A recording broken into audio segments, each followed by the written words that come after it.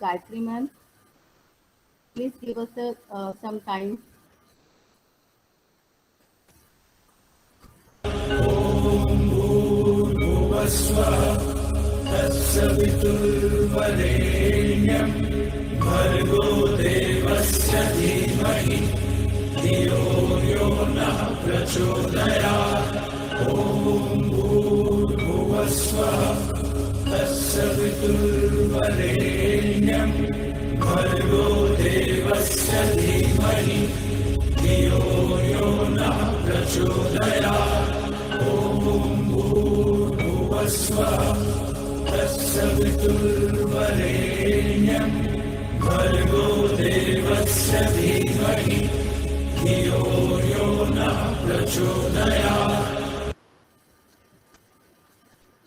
Doctor Bharti का और doctor शैलजी का हम धन्यवाद भी करते हैं, और डॉक्टर भारती और डॉक्टर शैलजी का हम आर्य युवा मंच शालीमार बाग की तरफ से फूलों द्वारा उनका स्वागत करते हैं।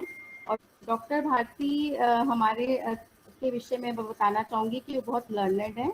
डॉक्टर भारती, आपने कार्य चिकित्सा आयुर्वेद बनारस हिंदू यूनिवर्सिटी से पोस्ट ग्रेजुएट एवं पीएचडी की है। अनुसंधान क्षेत्र में आपका 30 साल का अनुभव है। आपके 80 से अधिक रिसर्च आर्टिकल एवं मोनोग्राफ हैं। आपके द्वारा स्विट्जरलैंड, हंगरी, साउथ कोरिया एवं जर्मनी तथा अन्य विदेशों में भी आयुर्वेद का प्रचार और प्रसार किया है, जो कि प्रशंसनीय है। इसके लिए हमारा देश सदा आपका आभारी रहेगा और हम आपका हार्दिक अभिनंदन करते हैं। डॉक्टर शैलजी, आपका भी स्वागत है। आपने institute of technology and research इन आयुर्वेद जामनगर से पंचकर्म में पोस्ट ग्रेजुएट किया है। अनुसंधान के क्षेत्र में आपका अनुभव अतुलनीय है। वर्तमान में आप सेंट्रल आयुर्वेदाचार्य रिसर्च इंस्टीट्यूट में रिसर्च ऑफिसर हैं। हम सबकी ओर से आपका अभिनंदन है। Now we welcome to our dear and respected principal ma'am, who always encourages to meet challenges and face it. Ma'am, आपका भी हम अभिनंदन करते हैं। Now we invite Dr. Bharti or Dr. Shazli. So dear friends, today we are to inform you about some awareness program on Ayurveda. This is regarding COVID-19 pandemic. The country has really suffered a lot with COVID-19 pandemic, and we could see that there are limitations of modern medicine, right from prevention to the management and treatment. But still, for the betterment of the society, we can add Ayush. Ayush has contributed a lot for prevention from COVID-19 pandemic. As you all know, that there are many immunity promoters, immunity boosters in Ayurveda. Many things we are using in our day-to-day life, and unknowingly we are improving our immunity. For example, we are using turmeric powder. Many countries, they don't know the concept of turmeric powder and its importance. And there are many other small condiments. We are using haldi, tulsi. We are using in tea. Some people are adding tulsi, long, dalchini, and so ilaichi, tejpatra. All these things, they have some value. We are using ginger. One ginger is having many small fractions. Many ingredients are there. So all those things, they are somehow adding to our immunity. As you know, more than 3 crore of people have suffered in India with the COVID-19 pandemic, and there is a risk of a third wave. Everybody knows Delta virus is on our head, and we are scared, because if it is there, it may be having a very different picture, which may not be clear to the doctors even. It may not be detectable with RT-PCR even. So how to promote our students, how to tell them, what to tell them, what should they add to their routine life, how they can build up their immunity, how they should add some part of yoga to their life, some morning walk, some yoga, some good food, healthy food. All these things will be elaborated in today's this meeting, and I think Dr. Shezi, she will deliver you. Thank you so much.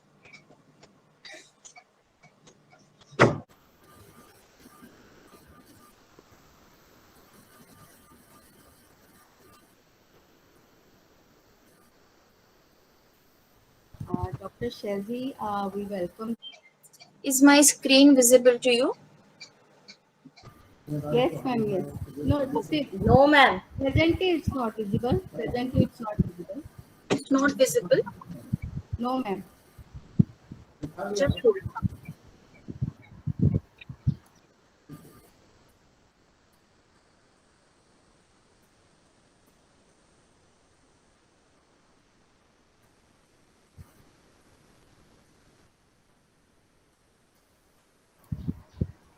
Yes, ma'am, now it is visible.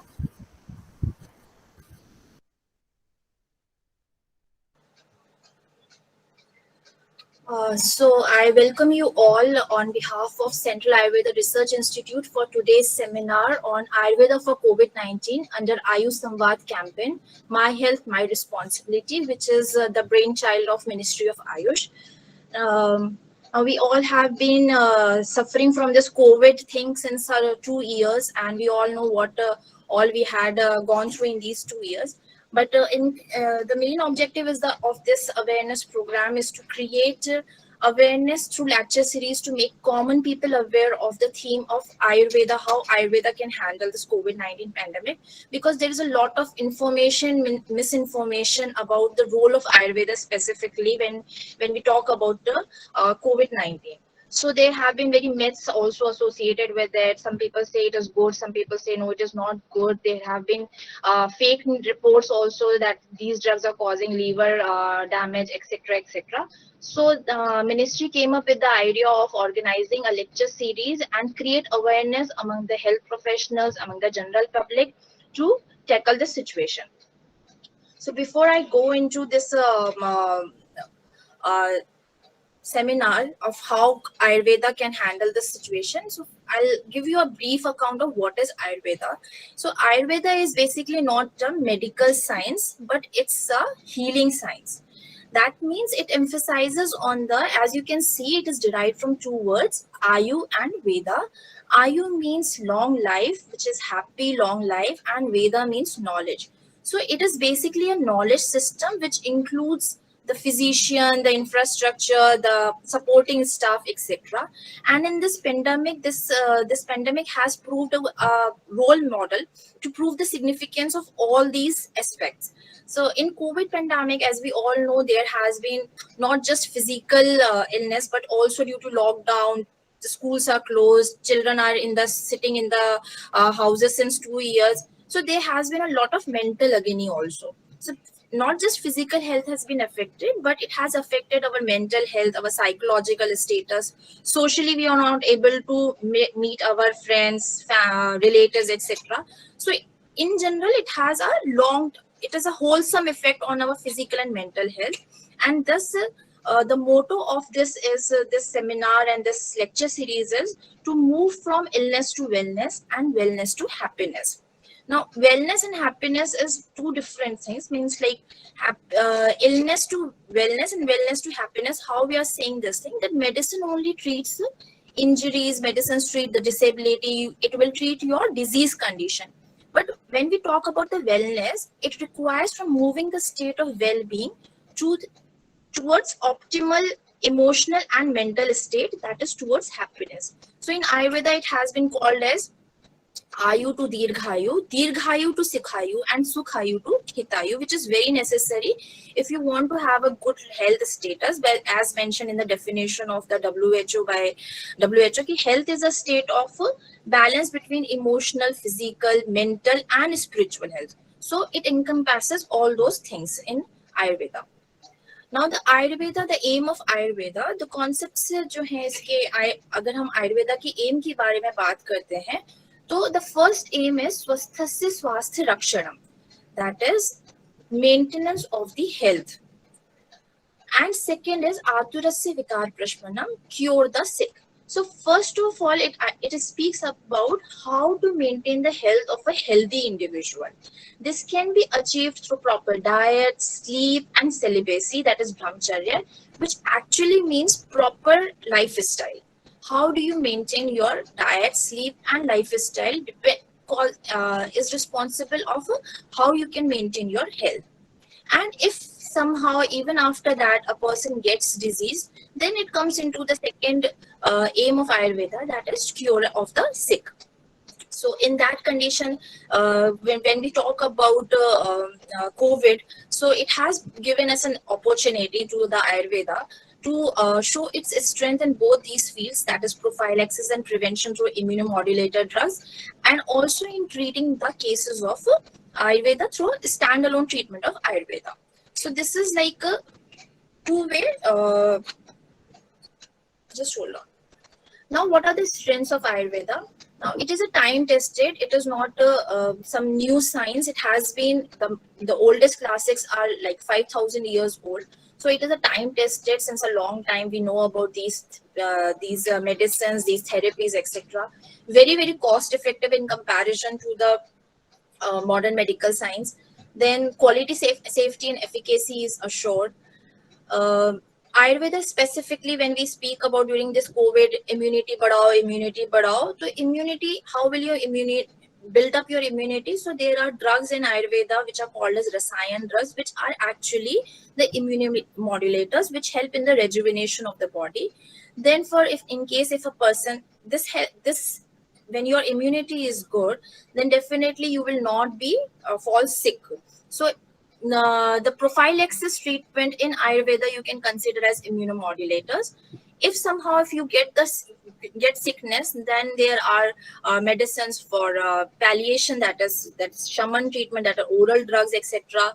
Then we have panchakarma, which is a biopurification, which is a very specific science where we do body detoxification through panchakarma procedures, and this includes vomiting, this includes loose motions. We induce vomiting, we induce loose motions, etc., to purify the body. Along with it, when we speak about yoga, which is a sister science of Ayurveda, then it helps in improving our mental status, that is mental and spiritual healing is important. So in this case, the Ayurveda has a multifaceted approach. Now, what are the strengths of Ayurveda? Again, which I had already informed you about this thing. It does not say कि just cure. इसका मतलब सिर्फ ये नहीं है कि किसी को ठीक ही करना है. Curative is just part of it, but along with that, it has 5 P which have to be maintained: preventive, personalized, promotive, predictive, and participatory. So you have to do the prevention, you have to promote the health. It is a personalized approach. It does not mean that if Sushma ma'am is having the same disease and as Meenu ma'am, it does not mean that both of them will get the same treatment. So depending upon the prakriti of the individual, depending upon the dosha status of the individual, depending upon the Agni status of the individual, I am speaking in Ayurveda terms right now, but this is like, it does not mean we do not treat the disease, we treat the diseased. मतलब रोगी का आपको treatment करना है, रोग का उपचार नहीं करना है. यहाँ पे हम रोगी के ट्रीटमेंट की बात कर रहे हैं. So for the same disease, different treatment modalities are applicable for different patients. So this is like personalized approach. Just hold on. Then again, holistic concept of health. When we speak about the holistic concept of the health, so again, that physical health, mental health, spiritually, you are having this. The comprehensive definition of health, as mentioned in Ayurveda, is a state of balance, that is physical, mental, and emotional.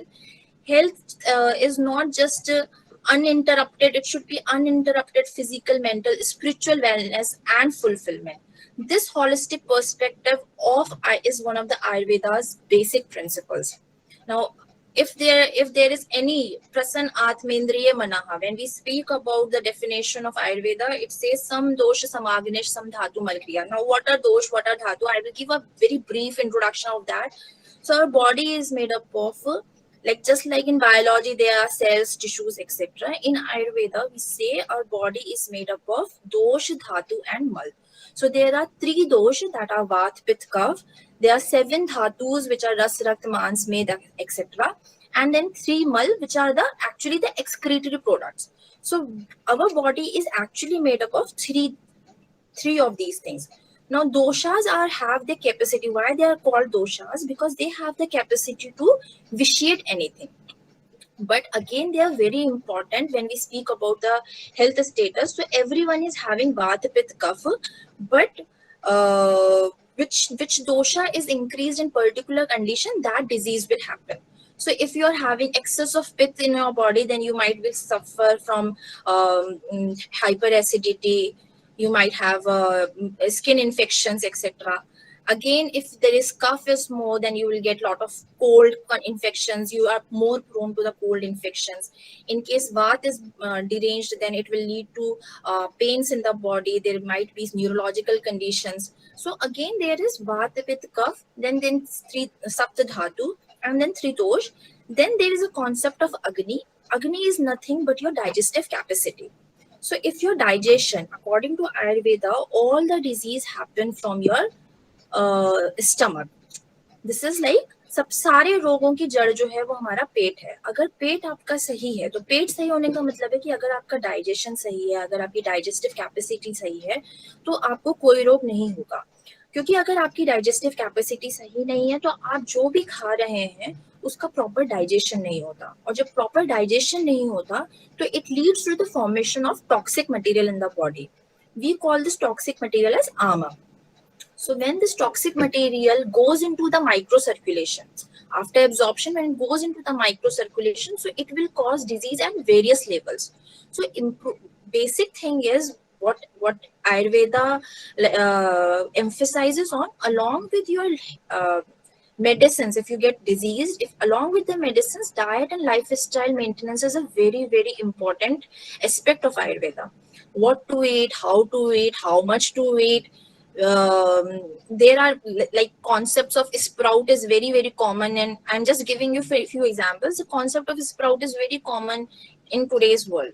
Like sprouts khao, weight loss ke liye sprouts khao. But Ayurveda does not say sprouts are good for your body. Again, if you are having very weak digestive power, then you are not able to digest anything which is raw in nature. So again, their salads are not good. Whatever you are having, that you have to, if your digestive system is not good, then whatever you need to take, it should be properly cooked. You can just take a very small example. अगर कोई कच्चा खाना होगा, उसको पकने में ज्यादा time लगेगा. तो कोई चीज आपको पहले से ही आपकी कैंडल लाइट जैसी अगर आपकी अग्नि है, और आप उस पे अगर बहुत सारा खाना डाल दोगे या कच्चा खाना डालोगे, तो it will not be able to digest. So what you need to do is you have to ignite that agni. Unless and until your agni is not good, those who are having a good digestive capacity, they can eat anything. But those who do not have good digestive capacity, they should like avoid raw food. That's what I wanted to say. So basically what I was saying is that the definition of Ayurveda, health in Ayurveda, has been confined as some dosh, some dhatus, some dosha, some agnish, some dhatu malkriya. Means all the activities and functions of dosh, dhatu, mal and agni are in optimal stage. Prasann atmendriye manaha, and your atma, indriye and man are healthy. Means it is not saying only about the physical health. It is not saying that, okay, you are healthy, but emotionally you are tensed. Then it is not a situation of health. Then it cannot be, because if you are, even if you do not have any physical ailment, लेकिन अगर आप mentally stressed हैं, तो mental stress की वजह से आपकी body में ऐसे reactions होते हैं जो कि ultimately आज नहीं तो कल जाके आपको कोई ना कोई बीमारी दे सकते हैं. Most common होता है, जैसे आप stress में देखिए, stress में अधिकतर बच्चों को nervous diarrhea होता है. एग्जाम से पहले जस्ट वो 3-4 बार वॉशरूम यूज करेंगे. That is a very common manifestation कि आपका स्ट्रेस लेवल हाई है, तो आपके पेट पे असर आना शुरू हो जाता है. So the importance is this कि हमारे आयुर्वेद में क्लियरली ये बोला है कि आपको सिर्फ हेल्थ का मतलब ये नहीं मानना है कि आपका फिजिकल एलिमेंट नहीं है, आपको मेंटल स्टेटस को भी देखना है. इसीलिए आयुर्वेदा के साथ हमेशा योग को जोड़ के देखा जाता है. जब हम योग की बात करते हैं तो हम उसमें डिफरेंट उसमें रिलैक्सेशन मोडालिटीज हैं, मेडिटेशन करने को बोला जाता है। तो ये एक तरीके का एक यूनिक थेरेप्यूटिक अप्रोच है हमारी साइंस का, जिसको अगर हम अपनी डेली लाइफ में अगर इनकॉर्पोरेट करें तो you can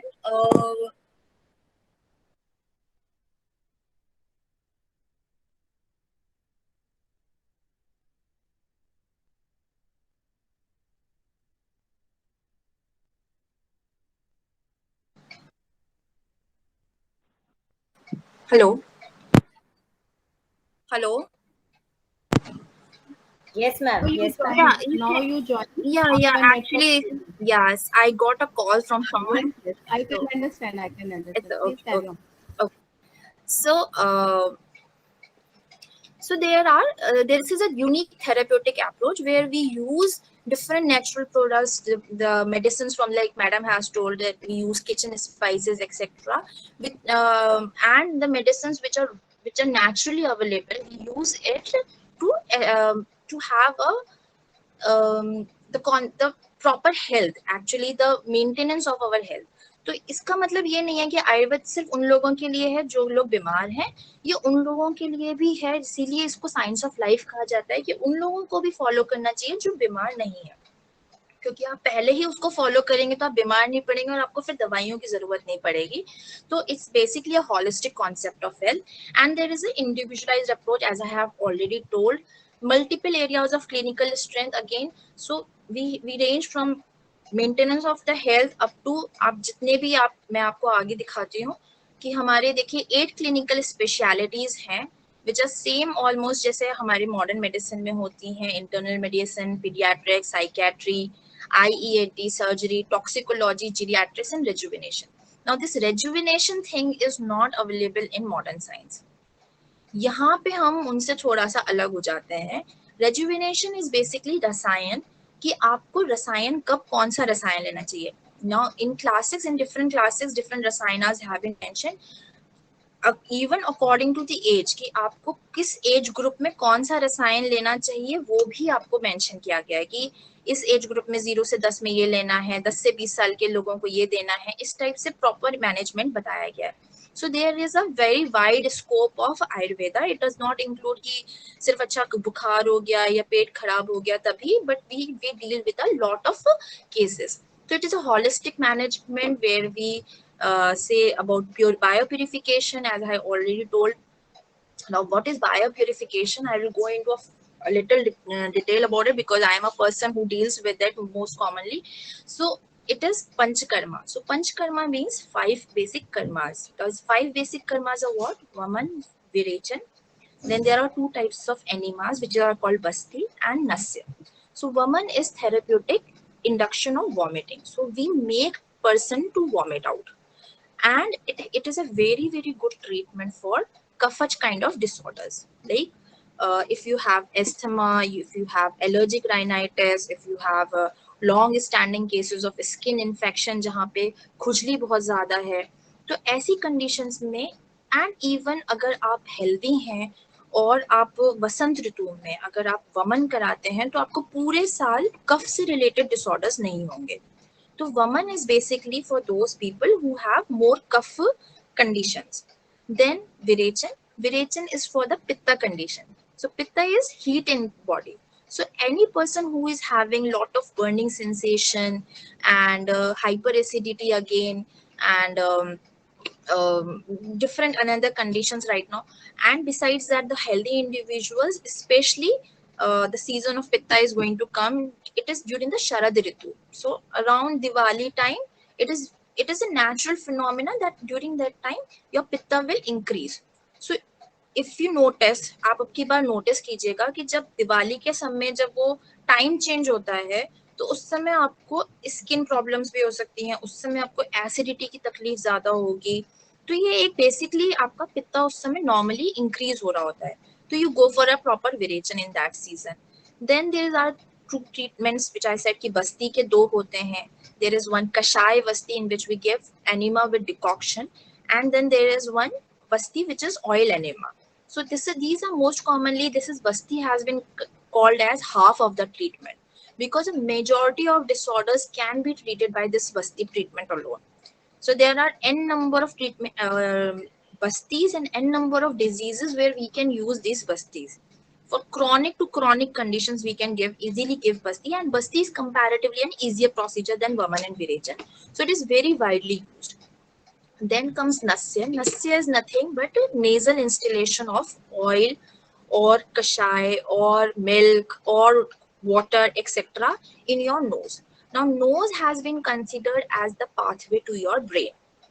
Now, it is the connection between your brain and, so whatever, if there is any psychological disorder is there, or if there is any disease which is supraclavicular, आपके clavicle से ऊपर की जितनी भी diseases होती हैं उन सभी में नस्य का रोल है. या कुछ भी ऐसा जो कि अगेन क्योंकि ब्रेन से ही हमारा सारा बॉडी ऑपरेट कर रहा है, तो again nasya is very beneficial in conditions of body also, but क्योंकि उसका रेगुलेशन ब्रेन से है इसलिए ब्रेन में दवाई जा रही है, हम ऑयल या वो दे रहे हैं, घी दे रहे हैं जो कि ब्लड ब्रेन बैरियर को क्रॉस करके जा रहा है, तो अगेन उसका इफेक्ट आपके ब्रेन पे होने की वजह से पूरी बॉडी पे होता है. तो इसलिए एक तरीके से ये जो बायो प्यूरिफिकेशन है, इट इज आप ये मान के चलिए कि हम अपनी बॉडी में, क्योंकि हम लोग इतने लाइफस्टाइल हमारा आज की तारीख में इतना ज्यादा खराब हो चुका है, हम लोगों का food habits are not the same which we used to have initially.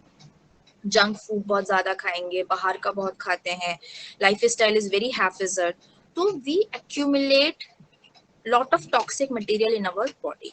तो होता क्या है, इसको एग्जाम्पल की तरह से मान के चलिए कि एक नाली है जो कि ब्लॉक हो गई है. अब आप उसको साफ करना है तो आपको पहले वो कूड़ा कचरा निकालना ही निकालना पड़ेगा. अनलेस एंड अनटिल आप वो नहीं निकालेंगे तब तक वो आगे क्लीनिंग नहीं होगी. सो बेसिकली आपका जो ये पंचकर्मा है, it helps in removing the toxic material of the body, so that whatever medicine, whatever rasayan, whatever diet you are taking, whatever you are doing, it reaches to your micro circulation level. Then comes the oral medication. Oral medication, we all know there are medicines for different diseases. Then diet and lifestyle, again very important, as I already mentioned. And yoga and meditation, which has been I had already covered it before, and I will be sharing more about it in the coming slides. Now, is there any reference of epidemics in Ayurveda? Now, Ayurveda has been a 5,000-year-old system, and कोविड-19 हो गया, Zika virus हो गया, ये सब अभी नए नए ऐसी डिजीजेस, हर साल हमें एक नई डिजीज पता चलती है कि अच्छा इस बार ये इसका आउटब्रेक है, now this outbreak comes. So epidemics is basically what it is, the sudden spread of disease within a short time to a large number of people in a population. In Ayurveda, a similar concept has been defined as Janpadodhvans in Charak Samhita. Now, Janpadodhvans is derived from two words, Janpad, that is large population, and Udhvans, which means diseases which are that is destruction. So any disease which is affecting or causing damage to a large population in a short period of time is an epidemic or pandemic, and it has been called as Janpadodhvans.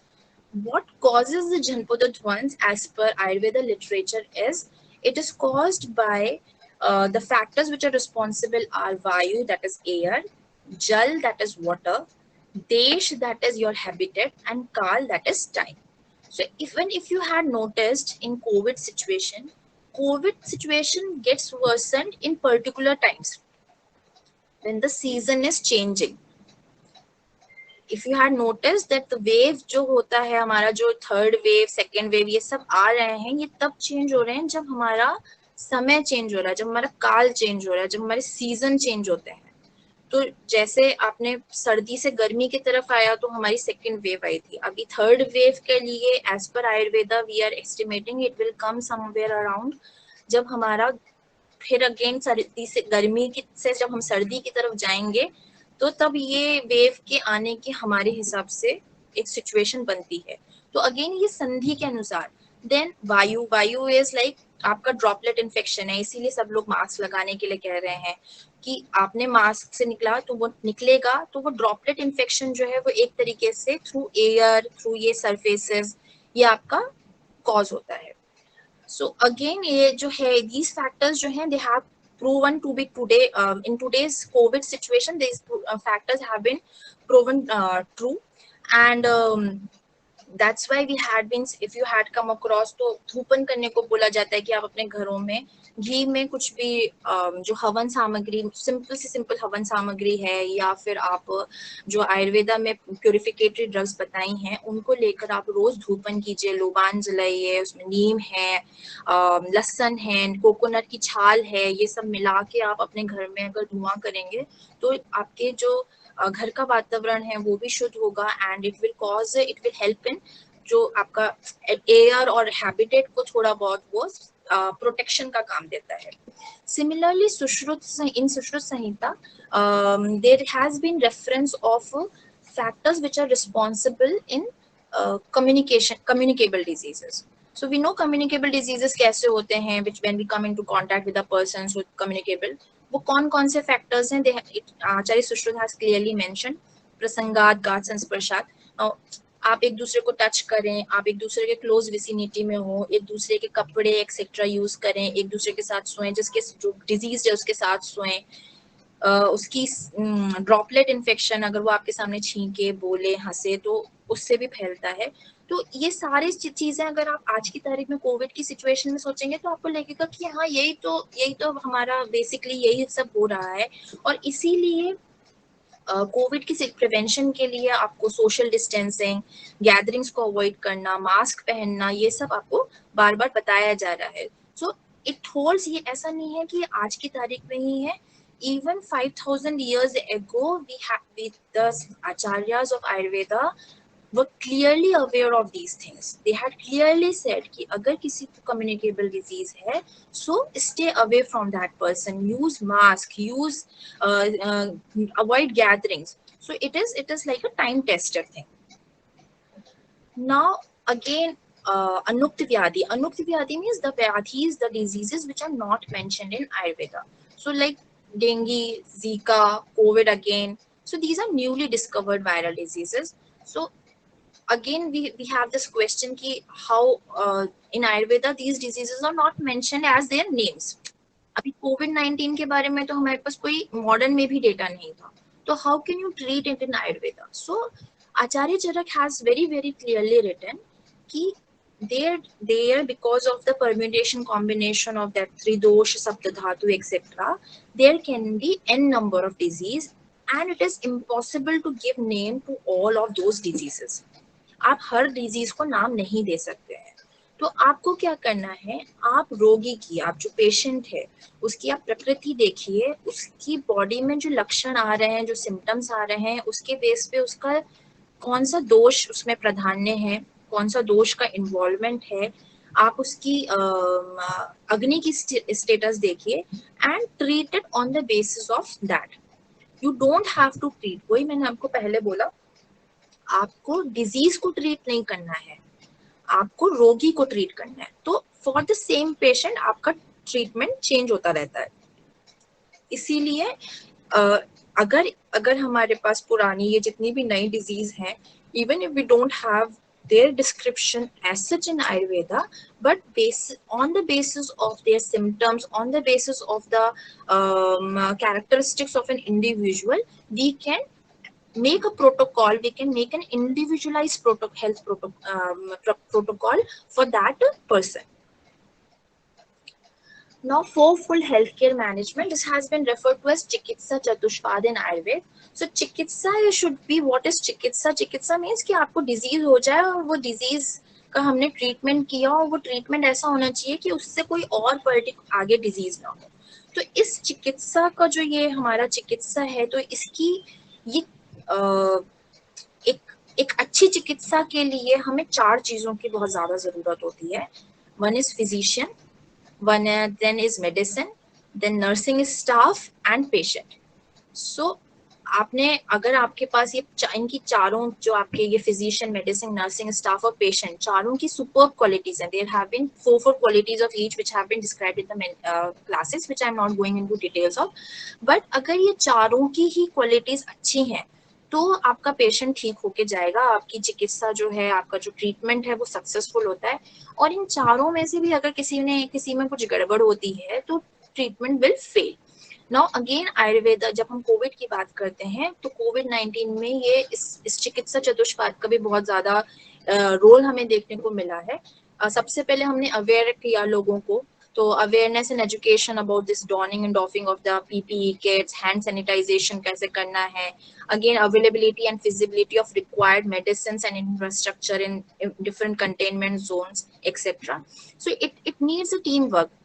कोविड-19 में team work बहुत जरूरी था, क्योंकि health care इतना ज्यादा pandemic था, patients पे patient आए चले जा रहे थे, तो सबकी एक रिस्पॉन्सिबिलिटी थी और एक टीम वर्क, टीम की तरह ही हमें काम करना जरूरी है कि फिजिशियन भी अच्छा हो, उसका नर्सिंग स्टाफ और सपोर्टिंग स्टाफ भी, क्योंकि अगर सिर्फ फिजिशियन के ऊपर आप डाल देंगे तो ऑलरेडी वी नो कि सब कुछ क्रम्पल्ड हो जाएगा। हम इतना डॉक्टर्स इतने सारे पेशेंट्स को अकेले हैंडल नहीं कर सकते थे। सो अगेन आपको नर्सिंग स्टाफ भी उतना ही सेल्फ सफिशिएंट चाहिए, मेडिसिन भी आपको प्रॉपरली चाहिए, किसी चीज की कमी ना हो, which we had seen in the COVID-19 pandemic के टाइम पे कि ऑक्सीजन की कमी की वजह से हमने कितना सफर किया, तो मेडिसिन भी आपके पास होनी चाहिए। And again patient should also is also equally responsible when it comes to the treatment. अगर पेशेंट आपकी बात नहीं, डॉक्टर की बात नहीं सुन रहा है और पेशेंट अपनी मन मर्जी कर रहा है, then it is very difficult. तो patient also has to consider he, that's why it is important. Again इसीलिए ये जो हमने लेक्चर सीरीज रखा है, इसका एक मेन कारण यही है कि लोगों को जागरूकता फैलाई जाए, ताकि लोग भी अपने बारे में समझें, अपनी बॉडी के बारे में जानें, कोविड के बारे में जानें, और उनको भी पता चले कि क्या टेक्निकलिटीज हैं डिजीज की और कैसे हमें उसका प्रिवेंशन करना है, कैसे हम उसको ट्रीटमेंट करना है, कब रेफरल करना है, etcetera etcetera. So all these four things, these are the four pillars of, I will say these are the four pillars of treatment module, and all of them have to work in association with each other for a good management of any disease. Now, when we come about COVID-19, so we all know COVID virus has been, it is a large family of viruses. I will not go into much details about it. And WHO has already announced it as a pandemic. The incubation period is 2 to 14 days. Acute onset of low to moderate grade continuous fever. Symptoms are cough, dyspnea, fever is there, myalgia, that is muscular pain will be there. Headache is there, sore throat, गले में खराश होगा, smell चला जाएगा। Then second wave में diarrhoea, abdominal pain etcetera भी बहुत common पाया गया। साइंस में स्टेकिपनिया, यानी कि आपकी जो है हार्ट बीट फास्ट चलेगी, सांस लेने में तेजी से, मतलब शैलो ब्रीदिंग होगा, बहुत जल्दी जल्दी सांस लेंगे, ऑक्सीजन सैचुरेशन फॉल करता है, and there is a multi organ involvement. So this is like कोविड-19 का एक जनरल, मैंने आपको एक रेफरेंस दिया है, but with each virus things are getting different. So next variant में क्या होगा, किस तरह से वो अपने आप को रिफ्लेक्ट करेगा, nobody knows. Now, how to manage this COVID-19 principles? What are the management principles as per Ayurveda? So first is preventing the virus entering to our cells. So here comes first of all our prophylactic measures. How to prevent the virus from entering. So besides the prevention techniques like usage of mask, don't touch anything, hand sanitization, do not touch your nose and mouth and eyes etc. ये तो हमें करना ही करना है। साथ ही जब हम आयुर्वेदा की बात करते हैं तो Ayurveda has mentioned about नस्य, that is प्रतिमर्श नस्य with अणु तेल. So they had given, अगर आयुष किट मिलती है तो उसमें आपको एक अणु तेल की शीशी मिलती है. What happens that it is a tail which is to be instilled 2 drops in our nose. Specially आप अगर घर से बाहर निकल रहे हैं तो नाक में 2 बूंद अणु तेल की डालें। अणु तेल नहीं है तो घर में जो भी आपका कड़वा तेल है, सरसों का तेल हो, तिल का तेल हो, आप वो भी डाल के जा सकते हैं। ठीक है, ये क्या करता है, आपकी नेजल मेम्ब्रेन में एक कोटिंग करता है और it is the first line of defence, जो कि आपके नाक में आपको, मतलब वो वायरस को पहले ही स्टेज पर रोकने की कोशिश करेगा कि वो एंटर ही ना हो। सेकेंड, आप ये क्या कर सकते हैं, गर्म पानी पीजिए, गार्गल कीजिए हॉट वाटर में थोड़ा सा आप हल्दी भी मिला सकते हैं, उससे गार्गलिंग कीजिए, और जो भी आप पी रहे हैं वो कोशिश कीजिए कि ठंडा अवॉइड करें। Cold substances should be avoided in COVID condition. Why I am saying this thing? क्योंकि कोविड में अधिकतर आपके लंग्स का इन्वॉल्वमेंट होता है और लंग्स जो है वो आपके कफ का एक तरीके से मान लीजिए कफ का स्थान है, वो कफ सबसे ज्यादा आपका यहीं पे होता है। तो कफ जो है अगर आप ठंडा लेते हैं तो कफ बढ़ेगा ही बढ़ेगा। इसीलिए जो भी आपको खाना है वो गर्म होना चाहिए। इवन पानी भी अगर हो सके तो आप गर्म पीजिए। एकदम chilled refrigerated water I will not suggest to anyone, even healthy people.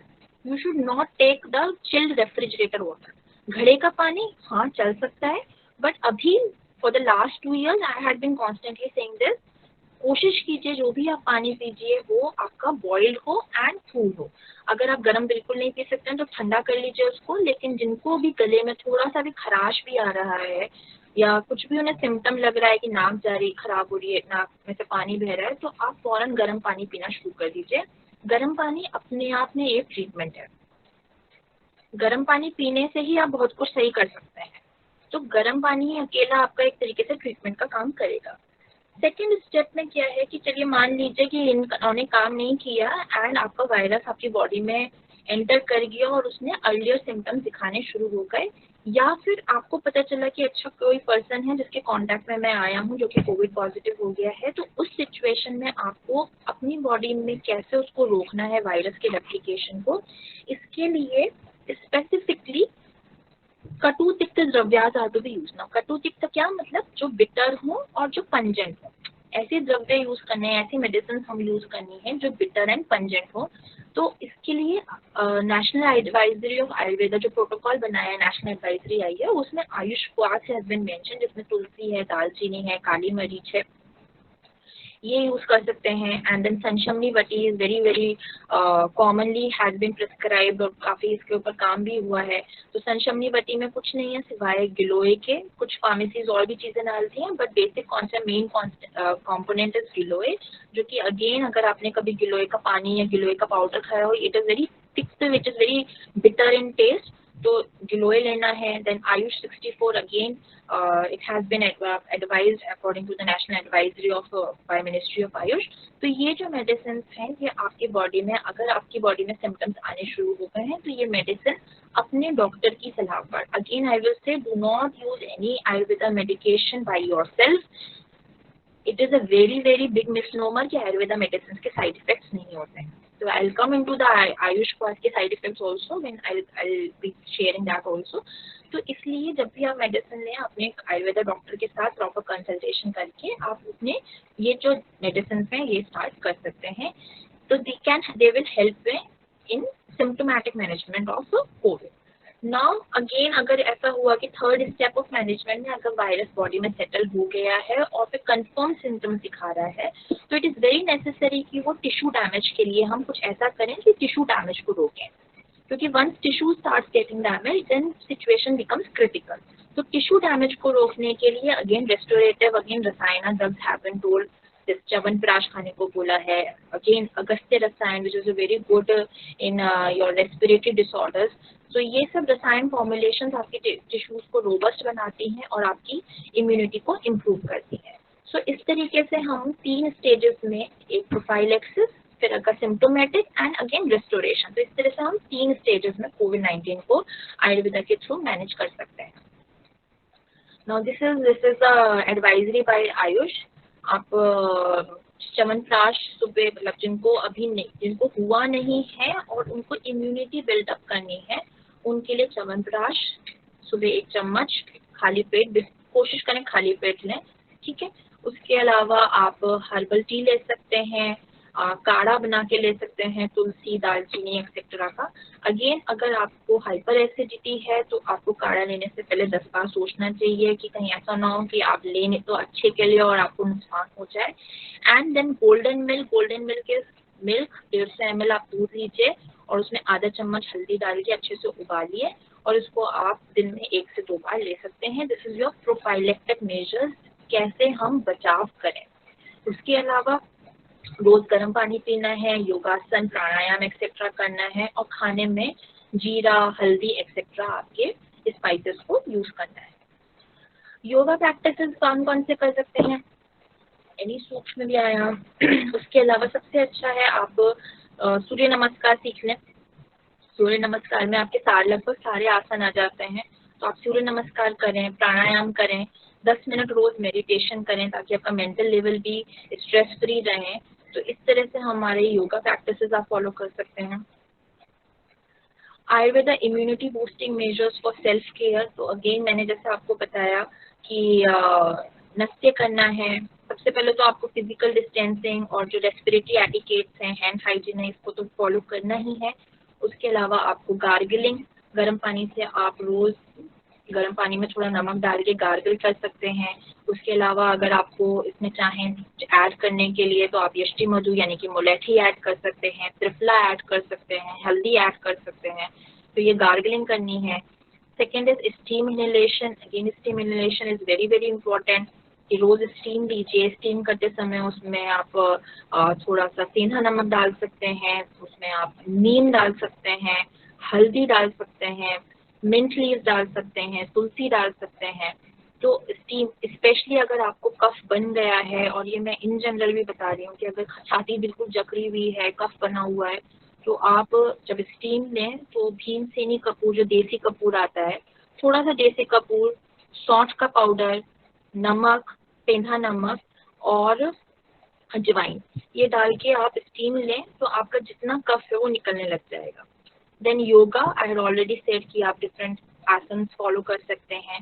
Golden में आई हैव ऑलरेडी टोल्ड। आयुष क्वाथ, अगेन तुलसी, दालचीनी, काली मिर्च का क्वाथ है। एंड नस्त्य विच इज प्रतिमर्श विद अणु तेल। तो इस तरीके से स्पेशली जब आप घर से बाहर निकल रहे हैं तो आप अणु तेल नहीं है तो कोई भी कच्चा तेल डाल के आप नाक में डाल के आप घर से बाहर निकलिए। उसके अलावा जो है आपको fresh, warm and balance diet लेनी है। खाना जो भी खाएं वो उसी समय ताज़ा बना हुआ हो, बासी खाना अवॉइड करें, बासी मत खाया करें, गर्म खाना खाएं, और it should be balance. Now balance is not कि कार्बोहाइड्रेट, प्रोटीन। यहाँ जब हम बैलेंस की बात करते हैं तो आयुर्वेदा के अनुसार उसमें आहार should be shad rasa, that is there should be 6 rasa. 6 रस क्या? स्वीट होना चाहिए, सावर होना चाहिए, सॉल्टी होना चाहिए, बिटर भी होना चाहिए, पंजेंट भी होना चाहिए, एस्ट्रिंजेंट भी होना चाहिए। तो ऐसा आहार जो होता है उसे हम एक तरीके का बैलेंस डाइट मानते हैं। देन उसके अलावा आपको एडिक्वेट स्लीप लें, 6 से 8 घंटे जरूर जरूर जरूर सोएं, मॉडरेट फिजिकल एक्सरसाइज करें और योगा प्रोटोकॉल फॉलो करें। नाउ ये अगेन ये सब वही सब बातें हैं कि गर्म पानी पीना है। Hot liquid has been considered to superior to cold liquid in the management of upper respiratory infection. आप एक इन जनरल भी आप देखिए, आपको गले में खांसी हो या कुछ हो तो आपको अगर गर्म पानी पीते हैं तो आपको जल्दी रिलीफ लगता है। इवन अगर आपको फीवर है, फीवर अगर आपकी स्टार्टिंग फीवर हुआ है, डो नॉट टेक पैरासिटामोल। आप सिंपल सी रेमेडी बता रही हूँ, आप घर पे कर सकते हैं। अगर आपको फीवर स्टार्ट लग रहा है कि फीवर होना शुरू हो गया है, आप 1 लीटर पानी लीजिए, उसमें 2 पिंचेस ऑफ सौंठ पाउडर डालिए, 6 पिंचेस ऑफ ड्राई रोस्टेड धनिया पाउडर डालिए। धनिया को थोड़ा क्रश भून लीजिए और उसके बाद क्रश करके रख लीजिए। 6 pinches of the dhaniya is to be taken and उसके 1-2 बॉयल लीजिए और सिर्फ यही पीना है, पानी और कोई पानी नहीं पीना है। जब भी पिए थोड़ा गुनगुना पानी पिए। और खाने में बिल्कुल लाइट फूड में सिंपल चावल और मूंग की दाल, नॉट खिचड़ी, चावल एंड मूंग की दाल सेपरेट, वो भी बिल्कुल पतला पतला जिसमें कोई स्पाइसेस नहीं हो सिवाय सॉल्ट के, और salt should also be less in quantity. ये आप कीजिए, 2 दिन इसको कीजिए, आपको कोई मेडिसिन की भी जरूरत नहीं पड़ेगी। सिंपल अगर फीवर अगर है, I am not speaking about the Covid thing specifically, I am speaking of in general भी अगर आपको फीवर आता है तो आप इतना कर सकते हैं। और गर्म पानी पीजिए। आप साउथ में जाएंगे आपको हर जगह गर्म पानी ही मिलेगा। आप केरला वगैरह कभी जाएं तो आपको even in restaurant they do not give you Bisleri और cold water, they always give you water which is boiled with either saunf और they have some kind of medicine, medicated water ही मिलता है। एंड दैट्स व्हाई वहाँ पर अगर आप देखें तो डाइजेस्टिव कंप्लेंट्स वहाँ कंपैरेटिवली कम होती हैं। तो इस जो उनका जो ये है मेथड, इसको शायद हमें भी फॉलो करना चाहिए। कोशिश करें कि जितना भी हो सके थोड़ा गर्म पानी पिया करें। देन स्पाइसेस, हाँ, India has been very very lucky कि हमको इतने सारे स्पाइसेस मिले हुए हैं, स्पाइस कैपिटल है हम। तो आप घर में जब भी खाना बनाएं तो हल्दी, जीरा, धनिया, लहसुन, इन सब चीज़ों को आप ज़्यादा से ज़्यादा कुकिंग में यूज़ कर सकते हैं। क्योंकि ये सब जो है ये आपके डाइजेशन पे, जितने भी स्पाइसेस हैं ये आपकी एंजाइमेटिक एक्टिविटी को बढ़ाते हैं, जो आपकी डाइजेस्टिव कैपेसिटी को इंक्रीज करते हैं, आपके डाइजेस्टिव जूसेस को रिलीज करने का काम करते हैं। तो उसकी वजह से जो आपका डाइजेशन है वो प्रॉपर रहेगा, डाइजेशन प्रॉपर रहेगा, अग्नि की स्टेटस मेंटेन रहेगी, तो आपको डिजीज होने के चांसेस कम है। Then comes into the Chyawanprash. Now जो च्यवनप्राश है इसका जो मेन कंपोनेंट होता है वो है आंवला। Amla is a very good source of vitamin C and it is a very effective immunomodulator drug. आपकी इम्यूनिटी को बिल्डअप करने में आंवला, तो रोज आप च्यवनप्राश ले सकते हैं, च्यवनप्राश नहीं है तो आप आंवले का जूस ले सकते हैं, आंवले का पाउडर ले सकते हैं। Candy I will not suggest क्योंकि इसमें शुगर बहुत ज्यादा होती है, लेकिन आंवले का जूस, आंवले का पाउडर या फिर च्यवनप्राश के फॉर्म में आप रोज अगर आंवले को किसी भी तरीके से लेते हैं तो it helps in the building your immunity. उसके अलावा आपके च्यवनप्राश में बहुत सारी ड्रग्स ऐसी हैं जो आपकी रेस्पिरेटरी सिस्टम पे एक्ट करती हैं, आपके डाइजेस्टिव सिस्टम पे एक्ट करती हैं, आपके कार्डियोवास्कुलर सिस्टम पे एक्ट करती हैं। तो इन ऑल अगर आप रोज च्यवनप्राश खाते हैं तो इम्यूनिटी बूस्टर तो है ही है, साथ में आपके डिफरेंट सिस्टम से भी ये काम करता है। देन इज आयुष क्वाथ। आयुष क्वाथ में ये सब कंटेंट्स हैं आपके, तुलसी है, काली मिर्च है, सौंठ है, दालचीनी है एंड मुनक्का कैन बी एडेड। मुनक्का इसमें नहीं है बट मुनक्का आप ऐड कर सकते हैं, स्पेशली अगर आप पित्त डोमिनेंट पर्सन हैं। जब भी आप काढ़ा लें, take it with the consultation of your physician, do not take it क्योंकि आजकल ये बहुत इजीली अवेलेबल है। People do not know the quantity, people do not know how much to take and they drink it like water. And later comes with a complaint, हमें ये हो गया काढ़ा पीने से, हमें वो हो गया। प्रॉब्लम बस ये होती है कि डोसेज मेंटेन नहीं होती है और आपको पता नहीं है कि कैसे सही से काढ़ा लेना है। तो जब भी आप काढ़ा लें वो आप किसी ना किसी आयुर्वेदिक डॉक्टर से ही पूछ के लें। अगर आपको एसिडिटी है, माउथ अल्सर वगैरह हो रहे हैं, अवॉइड करें, या फिर उसमें थोड़ा सा आंवला या मुलैठी डाल के उसको ऐड करके और मुनक्का डाल के आप उसको लेके देख सकते हैं। अगर तब भी आपको प्रॉब्लम हो रहा है तो consult your Ayurveda doctor for any other substitute. उसके अलावा आप इसमें अगर इसको आप ढंग से यूज करते हैं तो ये अपने आप में बहुत अच्छी रेमेडी है। देन कम्स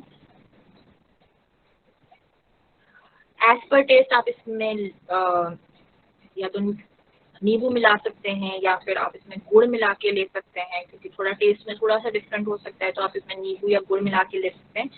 मैक्सिमम डोसेज इसकी 2 बार होनी चाहिए, 2 बार से ज़्यादा आप नहीं लेंगे और quantity should also be like 30 to 40 ml। 100-200 ml नहीं लेना है।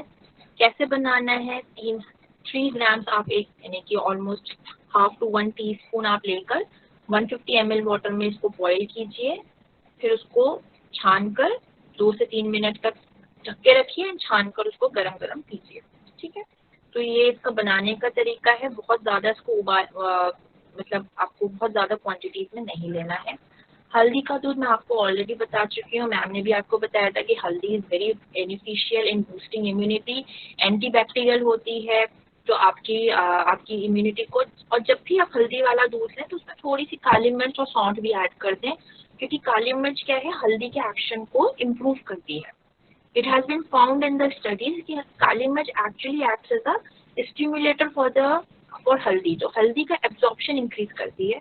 तो काली मिर्च थोड़ा सा डाल दें, थोड़ा सा शुंठी डाल दें, शुंठी सौंठ powder, dry ginger in itself is बहुत ज़्यादा आपको, जैसे मैम ने कहा कि अदरक के बहुत सारे यूसेज हैं, लेकिन तो सौंठ के फॉर्म में जब हम अदरक लेते हैं तो आपके फीवर हो, आपको पेन्स हो रहे हो, आपका डाइजेशन अच्छा नहीं है, सब जगह आप सौंठ को यूज कर सकते हैं अगर आपको सूट करता है तो।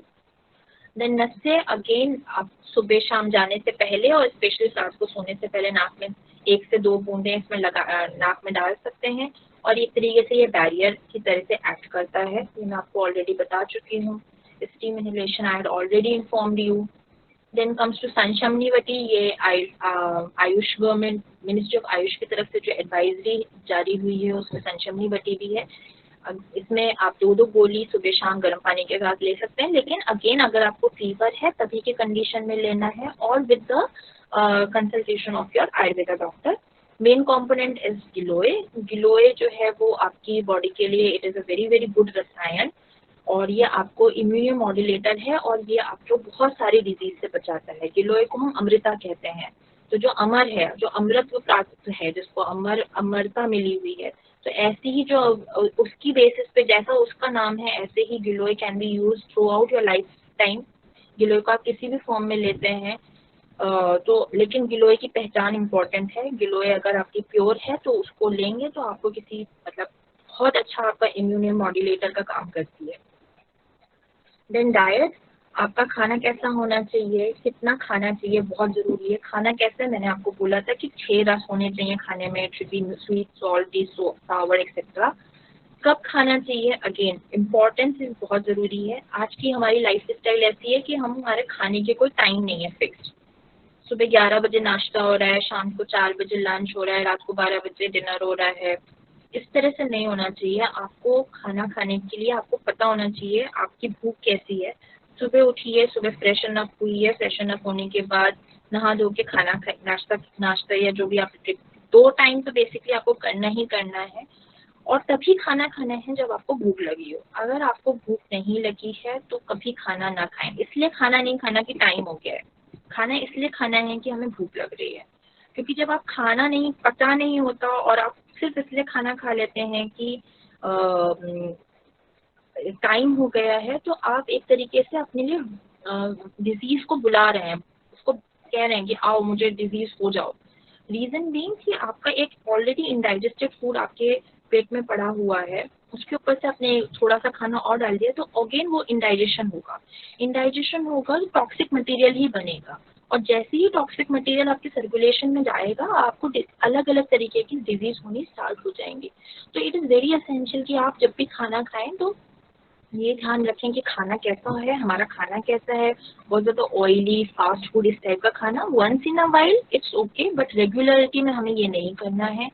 कब खाना है मैंने आपको बता दिया, और कितना खाना है अगेन तो बहुत सिंपल सी मैथ है। 3 पार्ट्स में आप डिवाइड कर लीजिए अपने पेट को।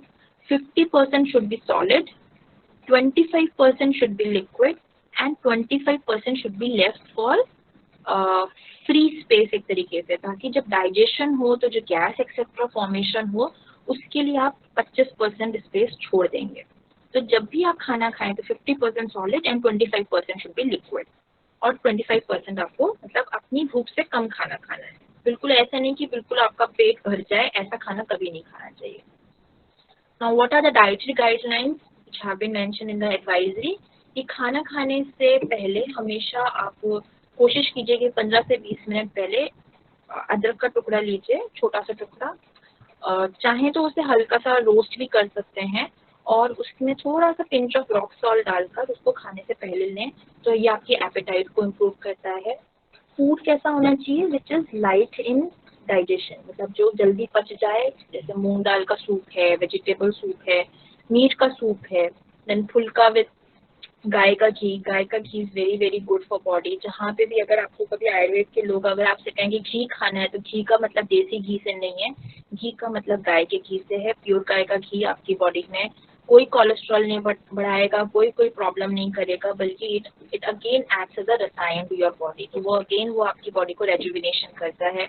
वेजिटेबल्स में आप लौकी, तोरई, भिंडी एक्सेट्रा ले सकते हैं। स्पाइसेस मैं आपको ऑलरेडी कई बार बता चुकी हूँ। तो और जितना भी खाना खाना है क्वांटिटी उसकी ध्यान रखिए। बहुत ज़्यादा अगर हैवी फूड है कि आपने चना, राजमा एक्सेट्रा बनाया है तो उसकी क्वांटिटी थोड़ी कम ही रखें अपने खाने में, ये नहीं हो कि वो बाद में जाके प्रॉब्लम कॉज करे। Life style modification, wake up early in the morning, सुबह जल्दी उठें। उसके बाद आप 100 to 640 ml of water which is stored in copper vessel, it has been told कि आपको सुबह उठ के गर्म पानी है, लेकिन थोड़ा गर्म पानी पिए, ठंडा ठंडा पानी नहीं पीना है उस दौरान। आई will not go into 640 ml, but हाँ थोड़ा पानी आप ले सकते हैं गर्म करके। उसके बाद defecation and urine, this has been told as a daily routine, और ये सिर्फ पर्टेनिंग टू कोविड-19 नहीं है, ये आपको वैसे भी आप फॉलो कर सकते हैं। सुबह उठ के उसकी गर्म पानी पिए, गर्म पानी के बाद फ्रेशन अप होके जाएं, माउथ क्लीन करें, ब्रश करें, फेस पे ब्रश करने के लिए अगेन आजकल तो कोलगेट एंड ये सब यूज करते हैं, बट हो सके तो आप नीम की दातुन यूज कर सकते हैं, या फिर दशन संस्कार नाम से एक पाउडर आता है, आयुर्वेदिक प्रिपरेशन है, that you can use which is a दंत मंजन। देन गागल करें, नाक में 2 ड्रॉप्स अणु तेल के डालें और ऑयल एप्लीकेशन आपके हेड, ईयर और सोल पे, प्रेफरेबली होल बॉडी और once in a week preferably whole body, मतलब आपको तेल शरीर पे लगाना है, क्योंकि बहुत ज़्यादा ड्राइनेस हो जाएगी तो अगेन आपको डिजीजेस होने के बहुत ज़्यादा चांसेस होते हैं। तो डेली में तो आपको हेड, ईयर और फुट पे लगाना है, स्पेशली अगर आप फीट पे लगा रहे हैं रात को सोते समय लगाइए, नींद भी अच्छी आएगी आपको। और पूरे शरीर पे एक हफ्ते में एक बार आपको पूरे शरीर पे तेल लगा के रखना है। And light physical exercises are good. Now, longevity is a way of life. My health, my responsibility. So it is only saying कि आपके पास सबके पास ही 24 hours हैं, तो आप इसको 8 hours में डिवाइड कर लीजिए। There should be work life balance, ऐसा नहीं हो कि आप सिर्फ वर्क कर रहे हो या फिर अपनी ही पर्सनल लाइफ, ऐसा नहीं होना चाहिए। तो 8 hours आपकी प्रोफेशनल लाइफ के लिए रखिए, 8 hours आपकी साउंड स्लीप के लिए रखिए, और बाकी के जो बच्चे 8 hours हैं उसमें आपके family, friends and me time भी बहुत असेंशियल है। आप एक्सरसाइज कीजिए, मेडिटेशन कीजिए, आपको जो भी पर्सनल टाइम है इस तरह से आप उसको क्योंकि अगर आप फैमिली, फ्रेंड्स इनको टाइम नहीं दे रहे हैं तो अगेन आपका वर्क लाइफ बैलेंस जो है प्रॉपरली मेंटेन नहीं है, तो अगेन आपका जो एंजाइटी लेवल्स हैं, डिप्रेशन है, ये सब बढ़ेगा, एंगर इश्यूज होंगे। तो इस तरीके की चीज़ों को अवॉइड करने के लिए it is very important to maintain your work life balance. Yoga क्या कीजिए, एडिक्वेट स्लीप लीजिए, and seasonal panchakarma which I had already mentioned that can be taken. Now, what are the post-COVID complications? Now, it affects your heart, lungs, brain and nervous system, mental health and musculoskeletal. So, generally patient comes with कि pen हो रहा है joints and muscles में, उसके अलावा lungs में अगर damage ज़्यादा हो गया है तो again it causes lung failure etc. Loss of smell है, then there are cases of stroke, pulmonary embolism, mental health तो हम सबको ही मालूम है कि एंजाइटी हो रही है, डिप्रेशन हो रहा है, और जिनको हो गया है उनको पोस्ट ट्रॉमेटिक स्ट्रेस डिसऑर्डर बहुत ज़्यादा है। तो इस तरीके की पोस्ट कोविड कॉम्प्लिकेशन से बचने के लिए again post covid management has been told by Ayurveda, advisory of AYUSH. So इसमें भी अगेन आयुष क्वार्क है, संशमनीवती है, ashwagandha is a very very good powder जो कि रेजुविनेटिव है, आपके नर्वस सिस्टम पे एक्ट करता है, एक तरीके से कंप्लीट रसायन है, और इस पर बहुत सारी स्टडीज हुई हैं। आप इसको अगर 1 to 3 grams में विद ल्यूकवार्म वाटर और मिल्क अगर आप लेते हैं तो it is very very good, stress को रिलीव करेगा, आपकी इम्यूनिटी को बढ़ाएगा। That you can take, then amla, mulethi, etc. And these all medication can be taken by your can be prescribed by your consulting Ayurveda physician. तो उनके हिसाब से ही आपको चलना है, बट एक मोटा मैंने आपको बताया कि आप ये सब ले सकते हैं। Specifically I will say for ashwagandha which is a very very it is a wonder drug actually, जो बहुत सारी जगह काम करती है और एक बहुत अच्छा रेजुविनेटर। These are the examples of रसायन drugs. Giloy is there, then ashwagandha is there. हल्दी आपकी एक तरीके से रसायन है, ये सब आपकी इम्यूनिटी को बिल्डअप करते हैं। आंवला अपने आप में बहुत अच्छा रसायन है। शतावरी है, द्राक्षा इस काली वाली जो किशमिश होती है, काली किशमिश, वो आप काली किशमिश आप लेते हैं तो वो भी आपकी। इसके अलावा इसमें घी नहीं मेंशन है, तो घी भी अगेन आपका रिफाइन की तरह वर्क करता है। तो ऑल दीज जो है ये आपकी इम्यूनिटी को बढ़ाते हैं, आपकी बॉडी के टिश्यूज को इतना स्ट्रॉन्ग बनाते हैं कि आपको कोई डिजीज जल्दी अफेक्ट ना करे, और अगर हो भी जाए तो उसकी इफेक्ट्स इतने ज़्यादा डिलीटेरियस ना हो। Now, when speaking of सुवर्ण प्राशन, because बार ये कहा जा रहा था अभी पिछले कुछ दिनों में कि it will affect the kids, जो थर्ड वेव आएगी तो बच्चों में ज़्यादा चांसेस होने की, तो just for that I had included these slides कि सुवर्ण प्राशन जो है ये एक आयुर्वेदा का एक रिचुअल है जो कि बच्चों की specifically it has been mention in the Kashyap Samhita. Kashyap Samhita basically deals with the paediatric disorders. तो वहाँ पे उन्होंने बताया कि one of the 16 essential rituals हैं, उसमें सुवर्ण प्राशन बताया है, और इसमें classically what has been told कि सोना लेकर पत्थर पे घिसकर उसको शहद के साथ चटाने की बात कही गई थी।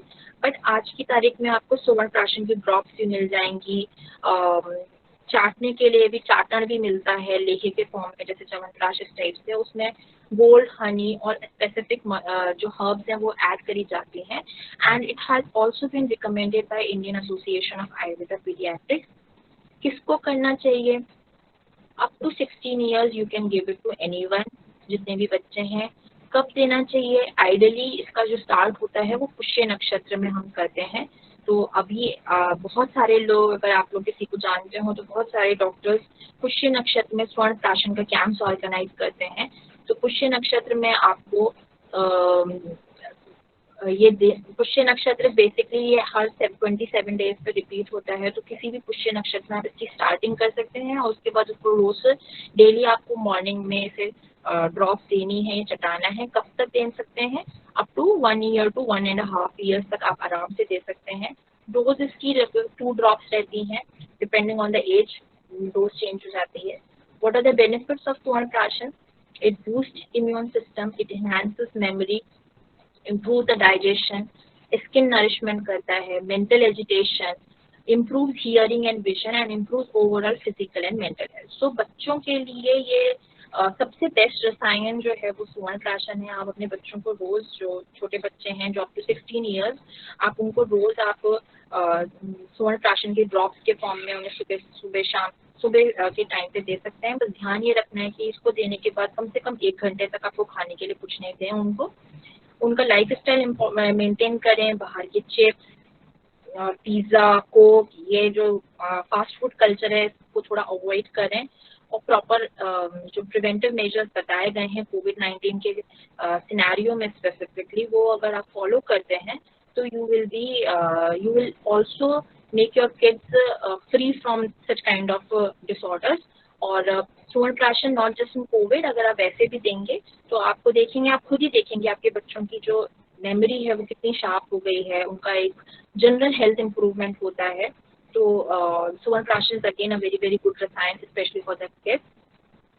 With this, I would like to conclude, and if there are any questions, then I'll be very happy to answer that.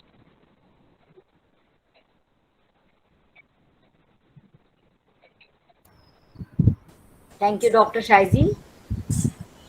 This was a very informative and educative webinar about Ayurveda and its management principles, so that we can take preventive measures from preventing ourselves and educate others also to prevent everyone from COVID-19. Now I would call upon our respected principal ma'am to address us all. Good afternoon, everybody. Very big welcome to our 2 guests today who have given us an information which has made us even richer than whatever we were. So Dr. Bharti, thank you so much for coming here and giving us the opportunity to listen to you and through the Ayush Mantralaya, the way you have given us the kind of knowledge. Grateful to you. And of course, Dr. Shaizi, like your presentation, the information that you give, the quantum of the information that you gave, and the continuity of the total information was something which was commendable.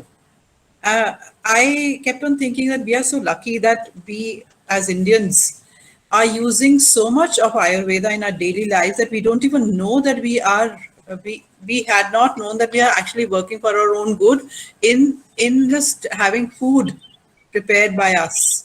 So the kind of herbs that we happen to use in our own kitchens is something which are valuable.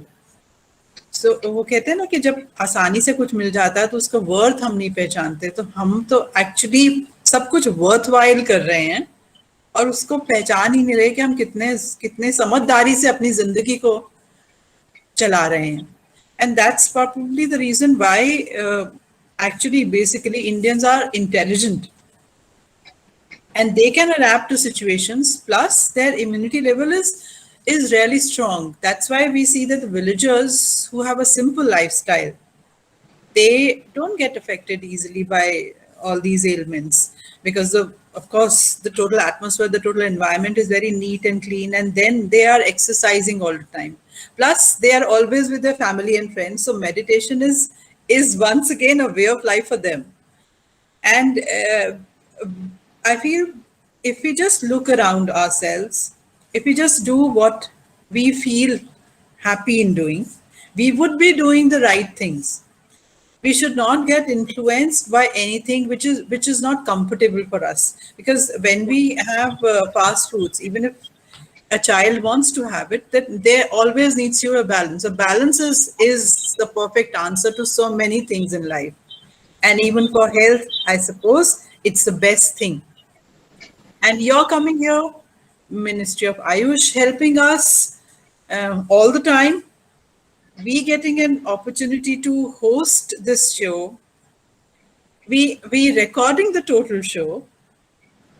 As we've got a lot from you, and I promise you that we will share all this to the maximum that we can, because Yeah, if that you actually that was the main Yes. objective. That it should not stop here. It should be like a continuous process.